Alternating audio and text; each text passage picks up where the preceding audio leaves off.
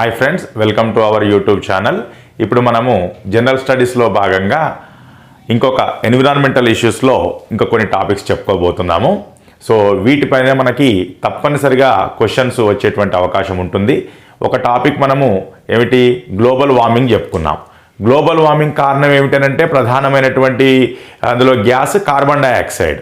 So carbon dioxide అంటే carbon emissions ఎక్కడి నుంచి వస్తున్నాయనంటే మనము ఇండస్ట్రీస్ నుంచి, అదేవిధంగా మన ఎలక్ట్రిసిటీ పవర్ జనరేషన్ వాటిలో నుంచి ఎక్కువగా ఈ కార్బన్ డైఆక్సైడ్ అనేటువంటిది ఎక్కువ రిలీజ్ అవుతుందని చెప్పుకున్నాం. సో అలాగే ఇప్పుడు మరి ఈ అదర్ ఎఫెక్ట్స్ చూసుకుంటే యాసిడ్ రెయిన్స్ అంటే మనకు కురిసేటువంటి వర్షంలో మరి ఎసిడిటీ అనేది పెరుగుతుంది. మరి అసలు ఎసిడిటీ అనేది వాటర్కి ఎంత ఉండాలి, లేకపోతే యాసిడ్ రెయిన్స్కి ఎంత ఉందో ఫస్ట్ ప్రాథమికమైనటువంటి అంశాలను చూద్దాము. మనకి ఎగ్జామినేషన్ పాయింట్ ఆఫ్ వ్యూలో మనము ఏం తెలిసి ఉండాలి, జనరల్ స్టడీస్ పాయింట్ ఆఫ్ వ్యూలో మనం నేర్చుకుంటున్నాం. ముందుగా యాసిడ్ రెయిన్ గురించి చెప్పుకునే ముందు భారతదేశ ప్రమాణాల ప్రకారం, ఇండియన్ స్టాండర్డ్స్ ప్రకారము అసలు మనము తాగేటువంటి స్వచ్ఛమైన ప్యూర్ వాటర్ యొక్క pH వాల్యూ ఎంత, ఎసిడిటీని మనము pHను ఆధారంగా చేసుకొని చెప్తూ ఉంటాం అన్నమాట. pH అంటే పవర్ ఆఫ్ హైడ్రోజన్, అంటే ఒక దాంట్లో ఉండేటువంటి పవర్ అంటే గాఢత, కాన్సన్ట్రేషన్. హైడ్రోజన్ అంటే హైడ్రోజన్ అయాన్స్ అన్నమాట. సో మన వాటర్లో ఈ హైడ్రోజన్ అయాన్స్ యొక్క కాన్సన్ట్రేషను ఎంత ఉండాలట అంటే 6.5 నుంచి 8.5 ఉండాలి జనరల్గా. అంటే ఇండియన్ స్టాండర్డ్స్ ప్రకారము ఒక వాటర్ యొక్క మరి pH వాల్యూ ఎంత ఉండాలి, 6.5 నుంచి 8.5 వరకు ఉండొచ్చు. ఓకేనా, ఇది చాలా ఇంపార్టెంట్. తర్వాత మరి కురిసేటువంటి వర్షం ఉంటుంది కదా, ఆ వర్షం యొక్క pH ఎంత ఉంటుంది నార్మల్ కండిషన్స్లో. ఎందుకంటే మనకు వాతావరణంలో కార్బన్ డైఆక్సైడ్ ఇవన్నీ ఉంటాయి కాబట్టి వర్షం పడేటప్పుడు అందులో కార్బన్ డైఆక్సైడ్ అంతా కలిసి వస్తుంది కాబట్టి సో ప్యూర్ రెయిన్ వాటర్ యొక్క pH కొంచెం ఎసిడిక్గా ఉంటుంది. 5.6 అంటే మైల్డ్ ఎసిడిక్ అన్నమాట అది. సో ఇది ప్యూర్ రెయిన్ వాటర్ యొక్క pH. ఈ వాల్యూస్ని మనం యాజ్ ఇట్ ఈస్గా గుర్తుపెట్టుకోవాలి. మనం తాగేటువంటి నీటి యొక్క pH ఎంత ఉండాలి, 6.5 నుంచి 8.5. రెయిన్ వాటర్ యొక్క pH ఎంత ఉంటుంది, మరి ఎంత ఉండాలి, యాక్చువల్గా 5.6 ఉండాలి. కానీ ఇప్పుడు మనకి ఈ ఇండస్ట్రియలైజేషన్ వల్ల, మెటల్ ఇండస్ట్రీస్ వల్ల, ఆయిల్ ఇండస్ట్రీస్ వల్ల, మళ్ళీ మన వెహికల్స్లో నుంచి ఈ ఫాసిల్ ఫ్యూయల్స్ ఉన్నాయి కదా, పెట్రోలియం అనుకోండి, బొగ్గు అనుకోండి, ఈ ఎలక్ట్రిసిటీ జనరేషన్లో. సో ఈ అన్నిటినీ మనము ఈ వేటి వల్ల అంటే ఆయిల్, మెటల్ ఇండస్ట్రీస్, తర్వాత లావా న్యాచురల్గా బయటికి రావడం వల్ల, వెహికల్స్ ఇండస్ట్రీస్లో ఈ ఫాసిల్ ఫ్యూయల్స్ని వాడడం వల్ల మనకు వాతావరణంలోకి ఏమిటి అవసరమైన దానికంటే ఎక్కువ మోతాదులో మరి ఈ సల్ఫర్ డయాక్సైడ్ అనేది వచ్చి చేరుతుంది. అదేవిధంగా మరి నైట్రోజన్ డయాక్సైడ్ కూడా వచ్చి చేరుతుంది, ఈ నైట్రోజన్ యొక్క ఆక్సైడ్లు. సో ఇక్కడ ఏంటంటే ఈ యాసిడ్ రెయిన్స్కి మూలం ఏమిటి అంటే ఈ అట్మాస్ఫియర్లోకి ఎక్సెసివ్గా ఏమొస్తున్నాయనంటే sulphur dioxide and nitrogen dioxide. Nitrogen dioxide లేనప్పుడు నైట్రిక్ ఆక్సైడ్ వస్తుంది. ఈ నైట్రిక్ ఆక్సైడ్ అనేది ఎట్లా మారుతుంది, మళ్ళీ నైట్రోజన్ డయాక్సైడ్గా మారుతుంది. ఓకేనా. సో ఇప్పుడు మనకి ఈ ఆమ్ల వర్షాలకి, యాసిడ్ రెయిన్స్కి కారణం ఏమిటి, కాజ్ ఏమిటి, రీజన్ ఏమిటి, ఏవి ఎక్సెస్గా అట్మాస్ఫియర్లోకి రావడం వల్ల ఈ యాసిడ్ రెయిన్స్ కురుస్తున్నాయనంటే సల్ఫర్ డయాక్సైడ్, నైట్రోజన్ డయాక్సైడ్. ఒకవేళ నైట్రోజన్ డయాక్సైడ్ అనే ఆప్షన్ లేనప్పుడు నైట్రోజన్ యొక్క ఆక్సైడ్స్ ఆఫ్ నైట్రోజన్ అని ఇస్తారన్నమాట. బట్ పర్టికులర్గా యాసిడ్ రెయిన్ కురవాలంటే నైట్రోజన్ యొక్క ఏ ఆక్సైడ్ కావాలి, నైట్రోజన్ యొక్క డయాక్సైడ్ కావాలి. మరి నైట్రిక్ ఆక్సైడ్ ఉంటే ఏమవుతుంది, అది నైట్రోజన్ డయాక్సైడ్గా మారుతుంది. సో ఇక్కడ మనకు క్వశ్చన్ పాయింట్ ఆఫ్ వ్యూలో ఏమిటంటే ఈ ఆమ్ల వర్షాలు కురవడానికి రీజన్ ఏమిటి, సల్ఫర్ డయాక్సైడ్, నైట్రోజన్ డయాక్సైడ్. ఇది మనకు ప్రీవియస్ గురుకులలో పేపర్ 1లో వచ్చినటువంటి క్వశ్చన్ అన్నమాట. తర్వాత ఇవి మరి ఎలా మారుతాయి అంటే ఆమ్ల వర్షంగా మారినప్పుడు ఆ ఆమ్ల వర్షంలో ఉండేటి ఏంటి, యాసిడ్ రెయిన్స్లో ఉండేటివి ఏంటంటే ఈ వర్షం పడేటప్పుడు మరి మంచు రూపంలో వాటర్ రూపంలో ఈ సల్ఫర్ డయాక్సైడ్ అనేది వాటర్తో రియాక్షన్ అయ్యి సల్ఫర్ డయాక్సైడ్ అనేది సల్ఫ్యూరిక్ యాసిడ్గా, నైట్రోజన్ డయాక్సైడ్ అనేది నైట్రిక్ యాసిడ్గా మారుతుంది. చూడండి, సల్ఫర్ డయాక్సైడ్ అనేది సల్ఫ్యూరిక్ యాసిడ్గా, నైట్రోజన్ డయాక్సైడ్ అనేది నైట్రిక్ యాసిడ్గా మారుతుంది. సో అంటే ఆమ్ల వర్షాల్లో ఏముంటాయి అంటే what are the acids present in the acid rains. Acid rain కురవడానికి మూలమేమో ఇవి డయాక్సైడ్లు. మరి యాసిడ్ రెయిన్లో సాధారణంగా ఏది ఎక్కువ ఉంటుంది? ఈ నైట్రిక్ యాసిడ్ ఎక్కువ ఉంటుందా, సల్ఫ్యూరిక్ యాసిడ్ ఎక్కువ ఉంటుందా అంటే సల్ఫ్యూరిక్ యాసిడే ఎక్కువ ఉంటుంది. సో ఆమ్ల వర్షాలు అనేటివి కురవడానికి అంటే కురిసేటప్పుడు అందులో ఉండేటువంటి ప్రధానమైనటువంటి యాసిడ్ ఏమిటి అని అంటే సల్ఫ్యూరిక్ యాసిడ్ అని చెప్పాలి. సెకండ్ ప్రియారిటీ దేనికి? నైట్రిక్ యాసిడ్ అని చెప్పాలి. మనకు ఎగ్జామ్లో ఏది ప్రధాన కారణము, ఏది మెయిన్ రీజన్ అంటే మాత్రం ఏం చెప్పాలి? సల్ఫ్యూరిక్ యాసిడ్ అని చెప్పాలి. ఓకేనా? సో ఇదొక క్వశ్చన్ మనకి. తర్వాత మరి యాసిడ్ రెయిన్స్ కురవడం వల్ల ఏం జరుగుతుందనంటే మనకు ఎసిడిటీ అనేది వాటర్లో పెరగడం వల్ల మనకు భూమి యొక్క మరి ఆ సారం అంతా కూడా ఎసిడిటీతో నిండిపోయి మరి పంటలు పండుతాయా? ఎసిడిక్ నేలల్లో మరి పంటలు అనేటివి సరిగా పండవు. ఓకేనా? పంటలు పండకపోతే ఇంకా మన యొక్క లైఫ్ స్టైలే చేంజ్ అయిపోతుంది అన్నమాట. సో అంటే ఈ మొత్తం మన యొక్క ఈ జీవ వైవిధ్యం మీదనే అనేక జాతులు అంతరించేటువంటి అవకాశం ఉంటుంది.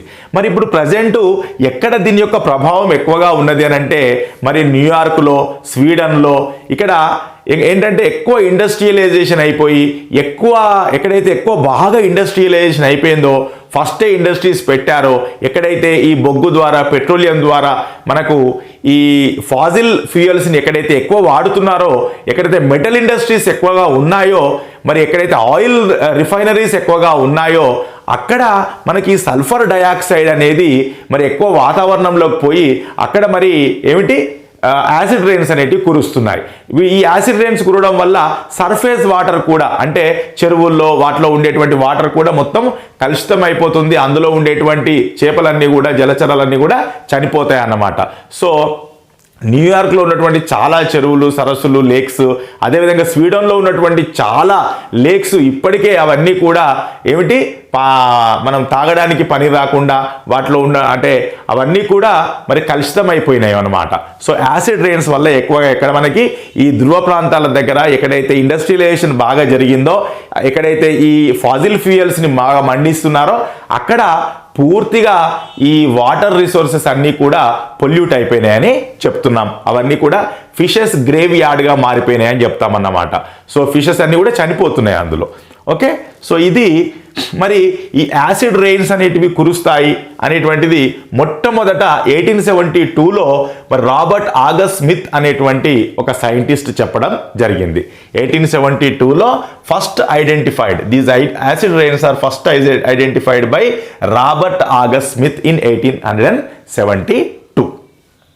ఓకే, సల్ఫర్ డయాక్సైడ్ గురించి ఇంకొక ముఖ్యమైన విషయము. సో ఇది యాసిడ్ రెయిన్స్కి కారణమవుతుంది. అదేవిధంగా ఈ సల్ఫర్ డయాక్సైడ్ వల్ల యాసిడ్ రెయిన్ రాకపోయినా కూడా సల్ఫర్ డయాక్సైడ్ ఒకసారి మన అట్మాస్ఫియర్లకు వచ్చిందంటే ఇండస్ట్రియల్ వేస్టేజ్ ద్వారా అది చాలా క్విక్గా మరి ఎవాపరేట్ అవుతుంది, ఎక్స్పాండ్ అవుతుంది. అంతేకాకుండా అది ఈ మెటల్స్కి మరి మార్బుల్స్కి తీవ్రమైనటువంటి మరి క్రమక్షయానికి, కొరోజన్కి గురి చేస్తుందన్నమాట. కొరోడ్ అంటే ఏమిటి? మొత్తం అది దాంతోపాటు చర్యనుంది, దాని క్రమక్షయానికి గురి కావడం అన్నమాట, కరోజన్ అంటాం. సో ఇక్కడ మెటల్స్, మార్బుల్స్ కరోజన్కి దారి తీసేటువంటి మరి పొల్యూటెంట్ ఏది అని అంటే సల్ఫర్ డయాక్సైడ్. మనము తాజ్మహల్ అనేది మార్బుల్ కట్టడం, మాన్యుమెంట్. సో ఇటువంటి మాన్యుమెంట్స్ అన్నీ కూడా మరి మెయిన్గా తాజ్మహల్ తీసుకుంటే మన దగ్గరలో ఉన్నటువంటి మధురలో ఉన్నటువంటి ఆయిల్ రిఫైనరీస్ నుంచి వచ్చేటువంటి ఈ సల్ఫర్ డయాక్సైడ్ అనేది ఏం చేస్తుంది అంటే మన తాజ్మహల్ అనేది మరి దాని యొక్క రాతి క్రమక్షయం అనేది జరిగేటట్టుగా చేస్తుందన్నమాట. సో అందుకని ఈ సల్ఫర్ డయాక్సైడ్ దేనికి కారణమవుతుంది అని అంటే మార్బుల్ క్యాన్సర్కు కారణమవుతుంది అని అంటాం. సో ఇది రాళ్లను కరిగిపోయేటట్టుగా చేస్తుంది, మెటల్స్ని ఇనుమును కూడా కరిగిపోయేటట్టు చేస్తుంది. దగ్గరలో ఉన్నటువంటి ఏదన్నా ఐరన్ స్ట్రక్చర్స్ ఉన్నా, ఇనుప పట్టాలు ఉన్నా కూడా అవి కూడా మరి వెయిట్ లాస్ అవుతూ ఉంటాయి అన్నమాట. సో దాన్ని ఏమంటారనంటే మరి మార్బుల్ క్యాన్సర్ లేదా రాతి క్యాన్సర్ అని అంటామన్నమాట. సో ఈ మార్బుల్ క్యాన్సర్కి, రాతి క్యాన్సర్కి కారణమయ్యేటువంటి గ్యాస్ ఏమిటి అని అంటే సల్ఫర్ డయాక్సైడ్. ప్రధానంగా ఇది ఎక్కడి నుంచి వస్తుందని అంటే మెటల్ ఇండస్ట్రీస్, తర్వాత ఆయిల్ రిఫైనరీస్ నుంచి ఎక్కువగా వచ్చేటువంటి అవకాశం ఉంటుంది. సో మన తాజ్మహల్ కూడా మరి అది ఈ మార్బుల్ క్యాన్సర్కు గురి కావడానికి కారణం ఏమిటంటే ఈ సల్ఫర్ డయాక్సైడే. ఓకే, తర్వాత ఇప్పుడు ఇంకొక ఎన్విరాన్మెంటల్ ఇష్యూ తీసుకుంటున్నాము, అది ఓజోన్ డిప్లీషన్.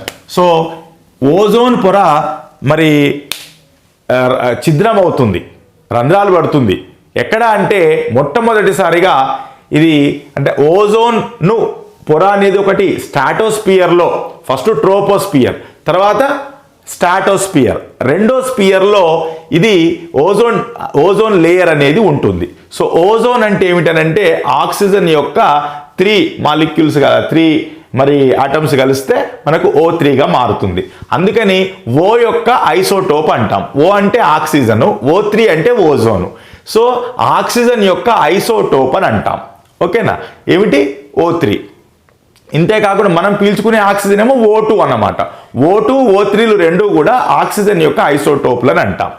నెక్స్ట్ ఇప్పుడు చూడండి, ఇది మన ఎర్త్ అనుకుంటే ఇది ట్రోపోస్పియర్ ఇక్కడ వరకు ఉంటే, దాని తర్వాత స్ట్రాటోస్పియర్లో ఒక మందమైనటువంటి ఒక పొర ఉంటుంది, అది ఓజోన్. ఓకేనా. సో ఈ ఓజోన్ యొక్క డ్యూటీ ఏంటంటే మనకు సూర్యుడి నుంచి వచ్చేటువంటి భూమిపైకి వస్తున్నటువంటి అల్ట్రావైలెట్ రేస్ని ఒక గొడుగులాగా ఉండి కాపాడుతున్నటువంటి లేయర్ ఏమిటి అని అంటే ఓజోన్ లేయర్ అని అంటాం. మరి ఈ ఓజోన్ లేయర్ కనుక మరి అది హోల్స్ పడ్డది అనుకోండి, ఇమ్మీడియట్గా అల్ట్రావైలెట్ రేసు మనమే తీసుకోవాల్సి ఉంటుంది. అది నీళ్ళలో పడుతుంటాయి, నీళ్ళలో మరి అన్ని ఉన్నటువంటి జలచరాలు చనిపోతుంటాయి. మన మీద పడితే మనకు కూడా మరి చర్మ క్యాన్సర్ అనేది వస్తుందని చెప్పుకుంటున్నాం. తర్వాత మరి ఇది ఎందుకు ఇట్లా హోల్స్ పడుతుంది అనేది ఇప్పుడు డిస్కస్ చేద్దాం. సో ఈ ఓజోను అనేది ఉన్నది, ఈ నేచర్లో ఓజోన్ పొర ఉన్నది, ఓజోన్ లేయర్ ఉన్నదని మొట్టమొదట ఐడెంటిఫై చేసిన ఆయన సిఎఫ్ స్కాన్బీన్ అన్నట్టు ఆయన ఈ ఓజోన్ పొర మన నేచర్లో ఉన్నది స్ట్రాటోస్పియర్లో అని గుర్తించాడన్నమాట. తర్వాత మరి ఓజోన్కి ఫస్ట్ హోల్ పడింది అని ఎవరు గుర్తించారు? అంటార్కిటికాలో ఫస్ట్ హోల్ పడింది అక్కడ అని ఎవరు గుర్తించారు అని అంటే చూడండి, ఫస్ట్ ఛిద్రమైంది ఎక్కడ? అంటార్కిటికాలో. ఐడెంటిఫైడ్ బై జోసెఫ్ ఫోర్మెన్ అనేటువంటి సైంటిస్టు 1985లో ఈ ఓజోన్కి రంధ్రాలు పడుతున్నాయని గుర్తించడం జరిగింది. గుర్తించగానే ఏమైంది? ఇమ్మీడియట్గా మాంట్రియల్ ప్రోటోకాల్ కాల్ఫర్ చేశారు 1987లో. 85లో గుర్తించగానే 87లో మాంట్రియల్ ప్రోటోకాల్ పెట్టారు. దేని పర్పస్లో? ఈ ఓజోన్ అనేది మరి డిప్లీట్ అవుతుంది అని, దాన్ని డిప్లీట్ కాకుండా ఉండడానికి ఏం చేయాలనో మరి క్లోరోఫ్లోరో కార్బన్స్ను రిలీజ్ చేయడాన్ని కంట్రోల్ చేయాలి, అవునా, అనే విషయాన్ని ఇక్కడ డిస్కస్ చేయడం జరిగింది. దీనికి అనుగుణంగా ఈ కంటిన్యూషన్లో 1989లో లండన్ కాన్ఫరెన్స్ కూడా ఈ ఓజోన్ డిప్లీషన్ గురించే నిర్వహించడం జరిగింది. సో ఓజోన్ డిప్లీషన్ గురించి మనకు 2 సదస్సులు జరిగాయి. ఒకటి మాంట్రియల్ ప్రోటోకాల్ కెనడాలో జరిగింది, ఇది ఇంగ్లాండ్లో 1989లో లండన్ కాన్ఫరెన్స్ కూడా ఓజోన్ గురించే జరిగింది. ఓకేనా. తర్వాత మరి ఈ ఓజోన్ అనేది భూమధ్య రేఖ నుంచి కావచ్చు, ధృవాల నుంచి కావచ్చు, ఎంత ఎత్తులో ఉంటుందని అంటే ఒక్కొక్క దగ్గర ధృవాల దగ్గర ఒక 20 కిలోమీటర్ల ఎత్తులో, భూమధ్య రేఖ దగ్గర 25 కిలోమీటర్ల ఎత్తులో. అంటే భూమి ఉపరితలం నుంచి ఓజోన్ పొర ఎంతవరకు వ్యాపించి ఉన్నది అని అంటే 20 నుంచి 25 కిలోమీటర్ల ఎత్తు వరకు వ్యాపించి ఉన్నది. ఇది కూడా ఇంపార్టెంట్ పాయింట్ మనకి. ఎక్కడున్నది ఓజోన్ అని అంటే 20 నుంచి 25 కిలోమీటర్ల మధ్యలో వ్యాపించి ఉన్నది, ఇన్ బిట్వీన్ 20 and 25 కిలోమీటర్స్. తర్వాత ఈ ఓజోన్ను ఏ యూనిట్లలో కొలుస్తారు అంటే డాప్సన్ యూనిట్స్, DU అంటాం. డాబ్సన్ యూనిట్స్ అనేది దేన్ని మెజర్ చేయడానికి ఉపయోగిస్తారు? So for which this Dobson units measurement is used to measure ఓజోన్ను కొలవడానికి డాబ్సన్ యూనిట్స్ డియుని ఉపయోగిస్తారు. తర్వాత ఈ ఓజోన్ పొర మరి రంధ్రాలు పడడానికి, ఛిద్రం కావడానికి, డిప్లీట్ కావడానికి మెయిన్ రీజన్స్ ఏమిటి అంటే ఈ అట్మాస్ఫియర్లో మనకి ఎక్సెసివ్ అంటే అధికంగా ఉండాల్సిన దానికంటే ఎక్సెసివ్ ఏమున్నాయి? Chlorofluoro carbons. ఓకేనా? తర్వాత వీటిని ఏమంటాం? సిఎఫ్సీలు అంటాము, ఫ్రియాన్స్ అని కూడా అంటాము. సో క్లోరోఫ్లోరో కార్బన్స్, ఏరోజోల్స్, తర్వాత హాలోన్స్, బ్రోమిన్ యాటమ్స్, నైట్రోజన్ యొక్క ఆక్సైడ్లు. సో మరి ఇవి ఎందువల్ల వస్తున్నాయనంటే ఈ క్లోరోఫ్లోరో కార్బన్స్ కానీ లేదా ఫ్రియాన్స్ కానీ ఏరోసోల్స్ కానీ హాలోన్స్, బ్రోమిన్ యాటమ్స్, తర్వాత ఎన్ఓ అంటే నైట్రోజన్ యొక్క ఆక్సైడ్స్ అన్నమాట. నైట్రోజన్ ఆక్సైడ్స్, అది నైట్రిక్ ఆక్సైడ్ కావచ్చు, నైట్రోజన్ డైఆక్సైడ్ కావచ్చు, నైట్రస్ ఆక్సైడ్ కావచ్చు. సో ఇప్పుడు చూడండి ఇవి ఎక్కడి నుంచి వస్తున్నాయి అంటే దేనివల్ల వస్తున్నాయి అంటే రిఫ్రిజిరేటర్స్, ఎయిర్ కండిషనర్స్, స్ప్రే తయారు చేసే కంపెనీసు, పెర్ఫ్యూమ్ తయారు చేసేటువంటి కంపెనీసు, అల్యూమినియం ఇండస్ట్రీసు, మెటల్ ఇండస్ట్రీస్లో నుంచి ఈ క్లోరోఫ్లోరో కార్బన్స్, ఫ్రియాన్స్ మరి వస్తున్నాయి. ఎందుకనంటే మెటల్ ఇండస్ట్రీస్లో మెటల్స్ని ఏం చేస్తారు? కరిగిస్తారంటే ఏంటిది? హై టెంపరేచర్కి వెళ్తారు. హై టెంపరేచర్కి వెళ్ళిన తర్వాత ఏమవుతుంది? వాటిని చల్లబరచాలి. సో చుట్టుపక్కల ఆ మెషినరీ కూడా డిస్టర్బ్ కాకుండా ఉండాలంటే మళ్ళీ కూలింగ్ యంత్రాలు పెడతారన్నమాట. ఎక్కడైతే ఈ కూలింగ్ యంత్రాలు పెడతారో అక్కడ మనకు ఈ క్లోరోఫ్లోరో కార్బన్స్ రిలీజ్ అవుతూ ఉంటాయన్నమాట. సో అందుకని అల్యూమినియం ఇండస్ట్రీస్లో, తర్వాత జెట్ ప్లేన్స్లో నుంచి మనకు నైట్రోజన్ యొక్క ఆక్సైడ్లు వస్తూ ఉంటాయి. నైట్రోజన్ యొక్క ఆక్సైడ్లు వస్తూ ఉంటాయి. మరి ఇంకొక విషయం ఏంటంటే ఈ జెట్ ప్లేన్లు అన్నీ కూడా ఎక్కడ ఎగురుతాయనంటే ఈ స్ట్రాటోస్ఫియర్లో ఎగురుతాయి. సో జెట్ విమానాలు ఏ ఆవరణంలో, ఏ స్పియర్లో ఉంటాయి, ఏ స్పియర్లో ఎగురుతాయనంటే ఈ జెట్ ప్లేన్స్ అన్నీ కూడా, శాటిలైట్స్ అన్నీ కూడా, జెట్ ప్లేన్స్ అన్నీ కూడా మనకు స్ట్రాటోస్ఫియర్లోనే మరి ప్రయాణిస్తాయని చెప్తామన్నమాట. సో అందుకని ఈ స్ట్రాటోస్ఫియర్లో పోతున్నప్పుడు మరి నైట్రోజన్ యొక్క ఆక్సైడ్స్ని అది రిలీజ్ చేసుకుంటా పోతుందన్నమాట. ఓకే, ఆల్రెడీ ఈ హాలోన్స్, బ్రోమిన్ ఆటమ్స్ మనకు ఓజోన్ లేయర్లో ఉంటాయి. ఇప్పుడు ఇక్కడితో మనకి ఏంటనంటే మెయిన్గా మనకు క్వశ్చన్ ఎట్లా వస్తుందనంటే ఓజోన్ యొక్క ఫార్ములా O3, ఓజోన్లో ఉండేటువంటి ఆటం ఆక్సిజన్. ఓజోన్ అనేది దేని యొక్క ఐసోటోపు? ఆక్సిజన్. ఓజోన్ లేయర్ యొక్క థిక్నెస్ ఎంత అంటే ఎక్కడి నుంచి ఎక్కడి వరకు ఉంటుంది? 20 నుంచి 25 కిలోమీటర్స్ వరకు ఉంటుంది. ఓజోన్ యొక్క మరి మెజర్మెంట్స్ ఏంటి? డాబ్సన్ యూనిట్స్, డియు అంటాం. ఓజోన్ డిప్లీట్ కావడానికి రీజన్ ఏంటి? Chlorofluoro carbons. వీటినే ఇంకా ఏమని పిలుస్తారు? ఫ్రియాన్స్. మరి ఇవి దేని వల్ల వస్తాయి అంటే రిఫ్రిజిరేటర్స్, శీతలీకరణ యంత్రాల వల్ల రిలీజ్ అవుతాయి. ఓకేనా? మరి ఈ క్లోరోఫ్లోరో కార్బన్సే కాకుండా జెట్ ప్లేన్స్ కూడా స్ట్రాటోస్ఫియర్లో తిరుగుతాయి. అందువల్ల నైట్రోజన్ యొక్క ఆక్సైడ్స్ కూడా వస్తాయి. తర్వాత మరి ఈ ఓజోన్ డిప్లీషన్ గురించి మొట్టమొదట ఎక్కడ డిస్కస్ చేశారు అంటే 1987లో కెనడాలోని మాంట్రియల్లో డిస్కస్ చేయడం జరిగింది. రెండవసారి ఎక్కడ చేశారు? 1989లో లండన్ కాన్ఫరెన్స్లో డిస్కస్ చేశారు. దీని రిజల్ట్ ఏంటిది అంటే ఈ క్లోరోఫ్లోరో కార్బన్స్ రిలీజ్ చేయడాన్ని తగ్గించాలి. ఓకే, సో చివరగా ఈ ఓజోన్ని ఫస్ట్ కనిపెట్టినటువంటి ఉన్నది అని చెప్పినటువంటి శాస్త్రవేత్త సిఎఫ్ స్కాన్బీన్. తర్వాత ఈ ఓజోన్ డిప్లీషన్ అంటార్కిటా దగ్గర మరి ఫస్ట్ టైం ఇట్లా రంధ్రపడ్డదని ఫస్ట్ గుర్తించినటువంటి శాస్త్రవేత్త జోసెఫ్ ఫోర్మన్ ఇన్ 1985. దీని మరి ఓజోన్ పొర ఛిద్రం అయితే ఏమిటంటే ఫస్ట్ ఆ కెనడా, అమెరికా అక్కడ ఉన్నటువంటి వాళ్ళకి చాలా అంటే అక్కడనే ఫస్ట్ హోల్ పడ్డది కాబట్టి మరి ఎక్కువగా చర్మ క్యాన్సర్ వచ్చేటువంటి అవకాశం ఉంటుందన్నమాట. సో ఎక్కడైతే ఇండస్ట్రియలైజేషన్ జరుగుతుందో, ఎక్కడైతే కర్బన ఉద్గారాలు ఉంటున్నాయో, కార్బన్ ఎమిషన్స్, తర్వాత సల్ఫర్ ఎమిషన్స్, తర్వాత ఇప్పుడు ఏమిటి ఈ క్లోరోఫ్లోరో కార్బన్స్. సో చూడండి, కార్బన్ డైఆక్సైడ్, సల్ఫర్ డైఆక్సైడ్, తర్వాత క్లోరోఫ్లోరో కార్బన్స్, ఈ మూడిటి వల్ల మనకు ఎంత నష్టం జరుగుతుందో మనం ఈ క్లాసుల వల్ల తెలుసుకున్నాం. Thank you. ఇంకెవరైనా మన ఛానల్ని సబ్స్క్రైబ్ చేసుకున్నట్లయితే ఇమీడియట్గా సబ్స్క్రైబ్ చేసుకోండి. జనరల్ స్టడీస్ సంబంధించినటువంటి మీకు మార్కులు వచ్చే విధంగా, కాన్సెప్ట్ డెవలప్ అయ్యే విధంగా మన క్లాసెస్ అనేటివి ఉంటాయి. Thank you.